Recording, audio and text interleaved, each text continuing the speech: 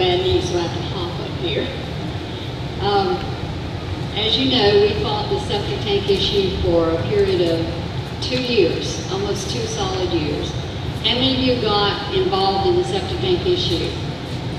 All right, it started renewing itself up in Northwest Florida, and we took it from there, and I joined up with a lady down in Central Florida, and we had success.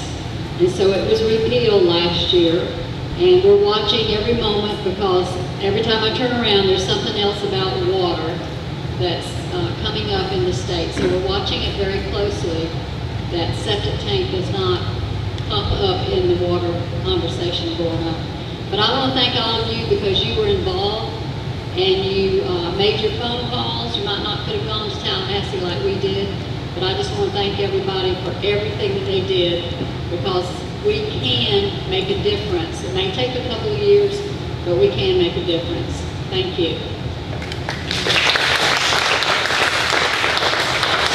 Let me tell you something else. How many of you have heard of the tapes, They Come to America, by Dennis Michael Lynch? I've got some left over from a program, and I brought them with me, and what there are, there's 6 tapes, and what you do, there's 3 of the first tape and 3 of the last tape. This is just to help Dennis get out the information, and they're $20, and you share them with your neighbors and your friends. It's the best documentary I've ever seen on illegal immigration. It's very, very, very good, and my son is back here in the back. He raised his hand, he's got the tapes right back there. Okay, thank you. One of the other victories that we had, and I was hoping Paul Henry would be here by now, but he is part of the Tea Party Network, and as an issue lead, he was following the transportation bills, and the omnibus bill came forward, and Paul, for some strange reason, decided to read the entire omnibus bill. Have you ever read an omnibus bill? It is ginormous, for lack of a better word. So Paul goes through there and he starts reading it line by line. And inside of this bill, Paul finds a RFID chip to be put on our driver's license. And he was like, this is completely wrong, because this is something we've been fighting Real ID for several years now, and this is another part of the Real ID programs to put the RFID chips on there, which makes it, I have a cell phone over there, and on my cell phone I can take, and I can turn the RFID reader on there, and I can go up to you, and if you've got an RFID chip anywhere on your credit cards or anything like that, my cell phone can read that. And so he met with the chair of that committee, and actually the sponsor of that bill, and while we were there, we educated them on RFID chips and the problems behind those. And as a result of him reading that bill and us going and educating the person who sponsored the bill and the before committee, that was actually pulled from the bill. And that's a huge success. Because if that had actually been implemented, do you know how hard it would have been to get pulled out? And every one of you would have had RFID chips on your driver's license.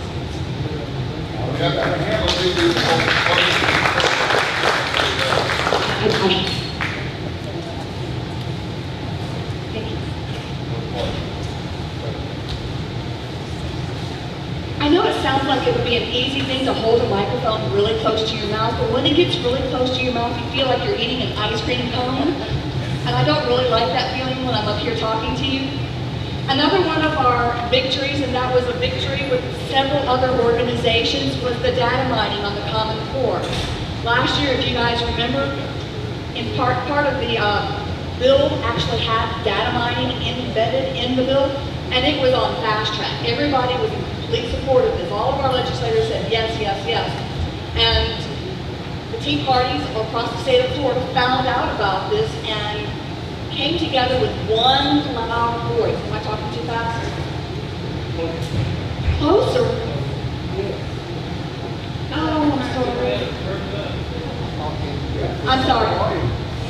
So the Tea Parties came together across the state of Florida with one loud voice and called Tallahassee, emailed Tallahassee, and it was pulled from the bill. It stopped. at the last minute. Now, I guarantee you at the next legislative session, you're going to see it again and we're going to be fighting it again. But at least we're having victories. And those are important because people are saying the Tea Party is dead, but the Tea Party is irrelevant. Well, we are not dead and we are not irrelevant. How many of you like ethanol gas? Well,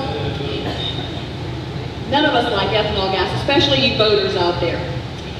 Ethanol has been banned for quite some time, and actually last year there was a bill that was put forward to repeal that ban, and it passed. And that was, again, another victory on behalf of the Tea Party. We got behind that bill, we got behind the sponsors, we made phone calls, we emailed, and we got that passed.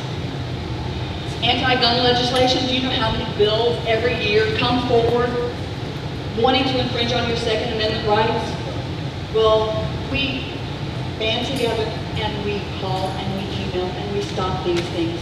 And it's not just us, Tea Party, the Tea Party Network. This is all these organizations, all of your individual organizations coming together with other organizations, with the NRA. You know, we might not agree with the NRA all of the time on some of the things they do, like they got together with our Democrat congressman up there, but we come together where we can and we support each other.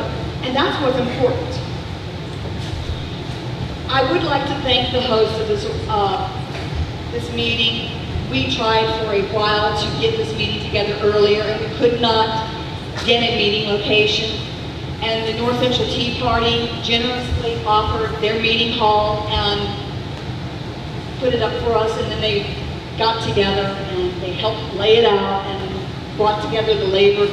And it means a lot to the Tea Party Network, and I would like to give a big hand to that organization.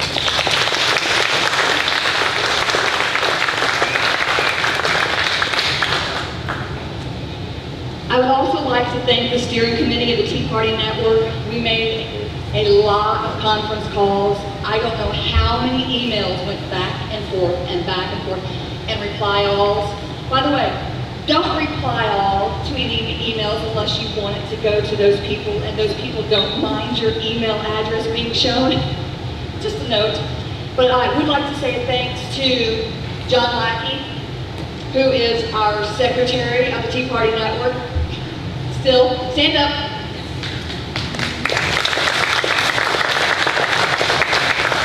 I'd like to say thank you to Sharon Glass, who is the vice chair of the Tea Party Network, and stand up please, Sharon.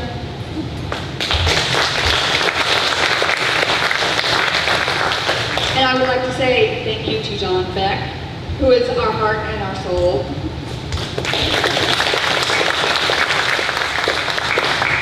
Alice, and I know I'm going to butcher your last name, so I'm not going to say it. Thank you.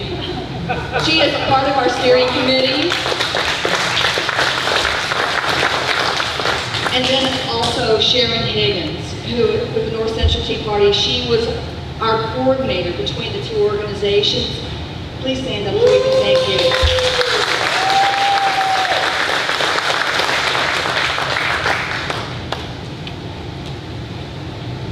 Obviously, there are an abundance of issues that need our attention.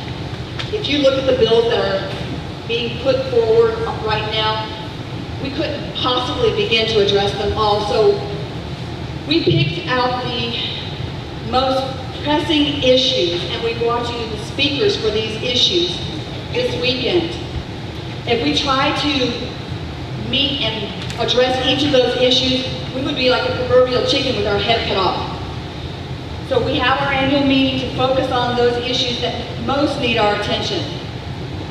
After this two-day conference, we will have our board meeting with our membership, and we will vote on the issues that we want to focus on for the upcoming session. We can't do all the legwork for each of these issues, and it takes a great deal of effort to focus and research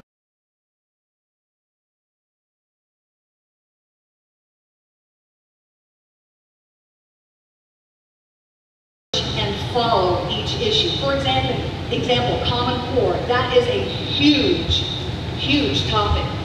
And you have to research it, you have to understand it, and then you have to read and find where it's showing up in all these bills, and then you have to fight it.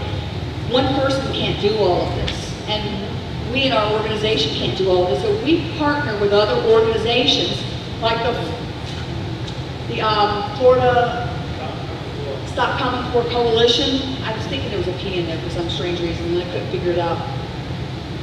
So these people that we've invited to speak to you over the next 2 days are these type of organizations. They've sacrificed, they've worked tirelessly, and most of them without pay, in efforts to get the word out and make our country a better place for all of us. Some of these organizations will have set tables up, so you'll see these tables on the perimeter of the room.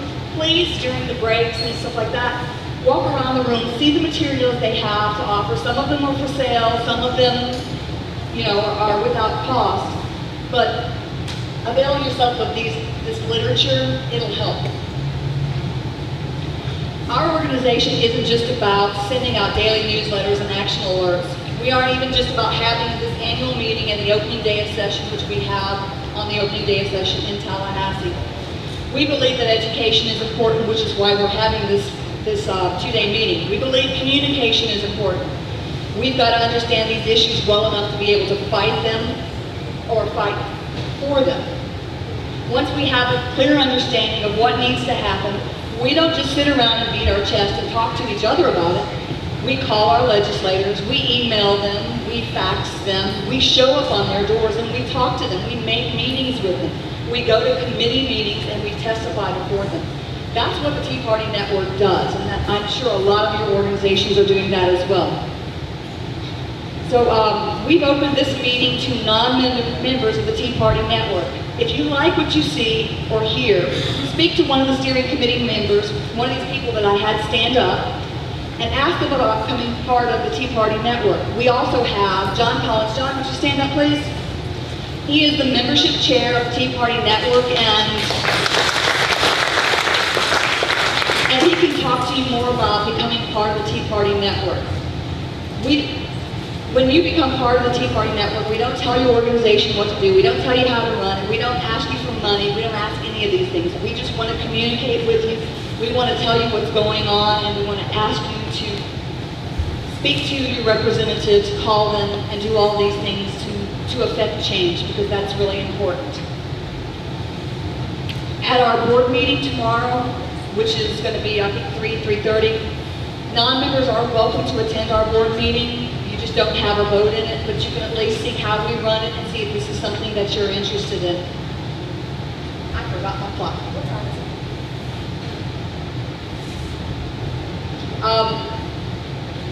it? We have 15 minutes. Paul, do you need time to set up?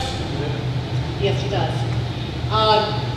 Does anybody need to make any announcements before we just take a 15-minute break? Yes, John? About lunch, and we will deliver lunch here about 12 o'clock today.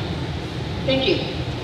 For those of you who ordered lunch, it will be delivered and here by 12 o'clock. For those of you who didn't make it in the deadline or said that you wanted to bring your own, we have maps back there of the fast food restaurants. They're just a couple of miles up the road, so you can run and get something and get back before the next speaker. Okay.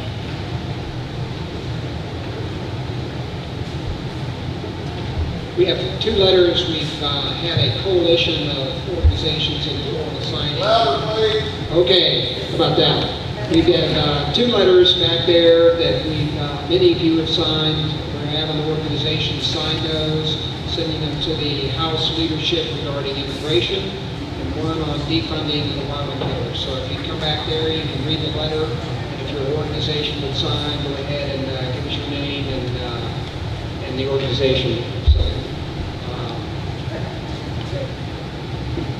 there are also tables in the back where people and different organizations are just putting out their information. If your organization has information that you want to put out and share with other organizations, business cards, tapes, DVDs, we have a table back there where Lane also has the petitions, and you can put your material out there, even your business cards.